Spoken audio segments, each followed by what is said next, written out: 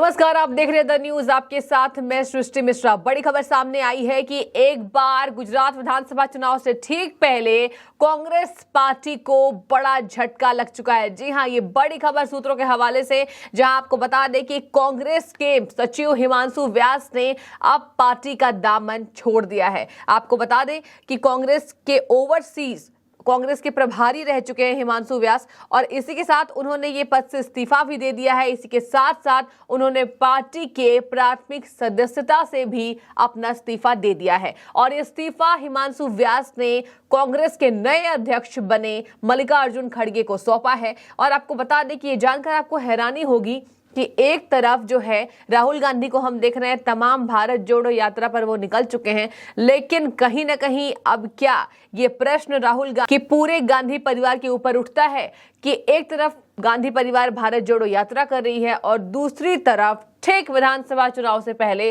कांग्रेस के जो बड़े नेता हैं हिमांशु व्यास, उन्होंने अपने पद से इस्तीफा दे दिया है। कयास ये भी लगाए जा रहे हैं, सूत्रों के हवाले से ये बड़ी खबर सामने आई है कि हिमांशु व्यास जो हैं वो भारतीय जनता पार्टी का दामन थाम सकते हैं। हालांकि ये देखने वाली बात होगी कि हिमांशु व्यास कौन से पार्टी का दामन थामते हैं, लेकिन कहीं ना कहीं जो है जिस तरीके से आंकड़े सामने आ रहे हैं हिमांशु व्यास के पक्ष में, कहा यही जा रहा है कि हिमांशु व्यास जो है वो भारतीय जनता पार्टी का दामन जो है वो थाम सकते हैं। और इसी के साथ आपको बता दें कि हिमांशु व्यास ने पार्टी तो छोड़ी ही, लेकिन पार्टी के ऊपर उन्होंने कई गंभीर आरोप लगाए हैं, जो कहीं ना कहीं एक बार फिर से कांग्रेस को आड़े हाथों उन्होंने ले लिया है। उन्होंने ये कहा है कि अब मैंने पार्टी से इस्तीफा दे दिया है। इसी के साथ उन्होंने कहा है कि जो मुख्य कारण है जिस वजह से मैंने कांग्रेस छोड़ी वो है कांग्रेस में आपसी अंतरकलह। जी हां, एक तरफ हम आपको बता दें कि भारत जोड़ो यात्रा पर राहुल गांधी निकल चुके हैं, और दूसरी तरफ क्या कांग्रेस छोड़ो वो बचा पाएंगे, ये प्रश्न पूरे गांधी परिवार के ऊपर आज जनता उठा रही है। जनता यही कह रही है इस खबर के आने के बाद कि राहुल गांधी को यह समझने की बेहद जरूरत है कि पहले वो भारत जोड़ो यात्रा पर निकले या फिर कांग्रेस छोड़ो पर वो अपना लगाम कर सके। कांग्रेस छोड़ो हम इसलिए कह रहे हैं क्योंकि तमाम बड़े नेता जो है वो कांग्रेस को अलविदा कह देते हैं, और एक तरफ दूसरी तरफ ये बात सामने आ रही है कि कांग्रेस को अब अपनी साख बचानी बेहद जरूरी हो गई है।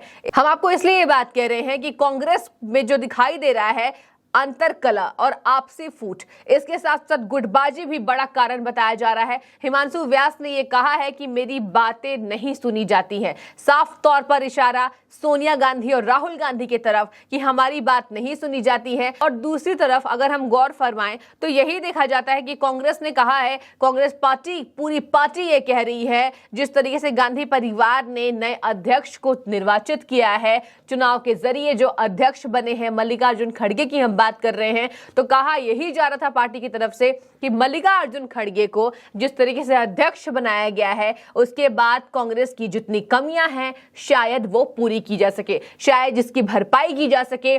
चुनावों में कांग्रेस का क्या हश्र हो रहा है, पिछले विधानसभा चुनाव में हमने देखा कांग्रेस का क्या हाल हुआ है। उत्तराखंड उत्तर प्रदेश विधानसभा चुनाव में मिली करारी हार के बाद कांग्रेस ने यह दावा किया था कि हम अपने संगठन को मजबूती देंगे, और शायद से संगठन को मजबूती देने का हवाला देकर के कांग्रेस पार्टी ने अपना नया अध्यक्ष चुना है। हालांकि गंभीर आरोप लगते आए हैं कांग्रेस पर कि रिमोट कंट्रोल जो है वो सोनिया गांधी गांधी परिवार के हाथों रहेगी, और शायद इसका यही नतीजा है कि आज कांग्रेस के बड़े नेता हिमांशु व्यास ने अपना इस्तीफा कांग्रेस के नए निर्वाचित अध्यक्ष मल्लिकार्जुन खड़गे जी को सौंप दिया है। और इसी के साथ आपको बता दें कि उन्होंने अपने सदस्यता से भी इस्तीफा दे दिया है, अपने पद से भी इस्तीफा दे दिया है। कांग्रेस को बड़ा झटका ठीक गुजरात विधानसभा चुनाव से पहले। और इसी के साथ आपको बता दें कि कहा यह जा रहा है कि हिमांशु व्यास जो हैं वो सैम पित्रोदा के काफी करीबी माने जाते हैं। ये वही सैम पित्रोदा हैं जिन्होंने आतंकी हमले के बाद एक विवादित बयान दिया था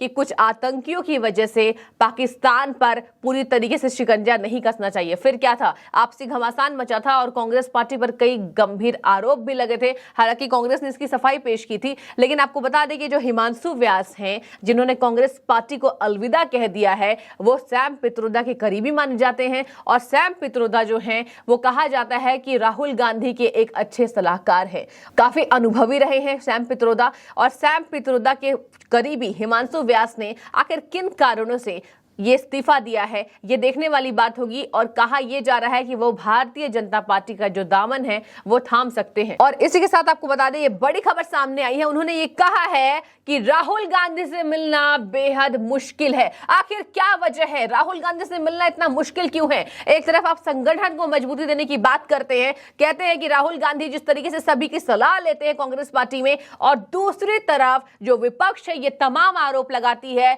कि गांधी परिवार के हाथ में रिमोट कंट्रोल है। पूरी कांग्रेस की जो चाबी है वो गांधी परिवार के हाथों में है। लेकिन कांग्रेस यही कहती है कि जिस तरीके से हमने अध्यक्ष बनाया है, शायद से ये जो सफाई है वो हमें पेश ना करनी पड़े। और यही वो वजह है कि शायद से कांग्रेस पार्टी ने मल्लिकार्जुन खड़गे को एक दिखावे के लिए अपना अध्यक्ष बनाया है। दिखावा हम इसलिए कह रहे हैं कि क्या वही कारण है, मल्लिकार्जुन खड़गे अध्यक्ष पद पर हैं और कांग्रेस के बड़े नेता हिमांशु व्यास जी अपने पद से इस्तीफा दे देते हैं और कहते हैं कि राहुल गांधी से कुछ ही लोग हैं जो मिल पाते हैं। इशारा किस ओर? इशारा इसी ओर कि राहुल गांधी शायद से जितनी भी राजनीति की सलाह है वो खुद लेते हैं, जितनी भी राजनीतिक सलाहकार हैं उनके, वो आपसी संबंधों से ही हैं। जितने भी उनके करीबी हैं राहुल गांधी उन्हीं की बात सुनते हैं। यानी कांग्रेस पार्टी में जितने भी नेता हैं, जितने भी तमाम बड़े लीडर्स हैं, वो रिमोट कंट्रोल के जरिए चलते हैं। और यही कारण है कि कांग्रेस से एक बड़े नेता कांग्रेस को अलविदा कह जाते हैं और शायद से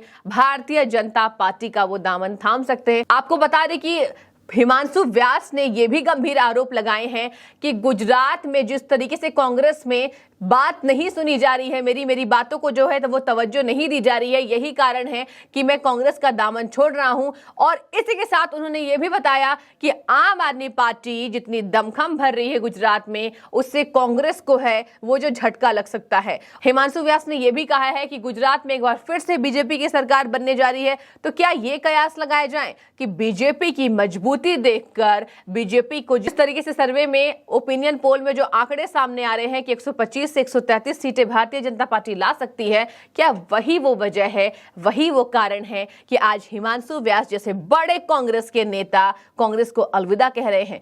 और सूत्रों के हवाले से बड़ी खबर सामने आई है कि जिस तरीके से सर्वे के हिसाब से जो ओपिनियन पोल सामने आ रहे हैं, बीजेपी की बढ़त बताई जा रही है, कांग्रेस में आपसी कलह मची हुई है, फूट पड़ी है कांग्रेस में। से वो तरीके हैं जो कांग्रेस पार्टी को अपनाने चाहिए ताकि गुजरात में बीजेपी से तो मुकाबला नहीं, लेकिन आम आदमी पार्टी को पूरी तरीके से टक्कर दे सके। और एक तरफ सवाल यह भी उठता है कि कांग्रेस को अपनी साख बचानी कितनी महत्वपूर्ण है गुजरात विधानसभा चुनाव में, क्योंकि गुजरात में पिछले चुनावों में कांग्रेस ने बीजेपी को जो है एक जो मुकाबला है वो काफी सही रहा था।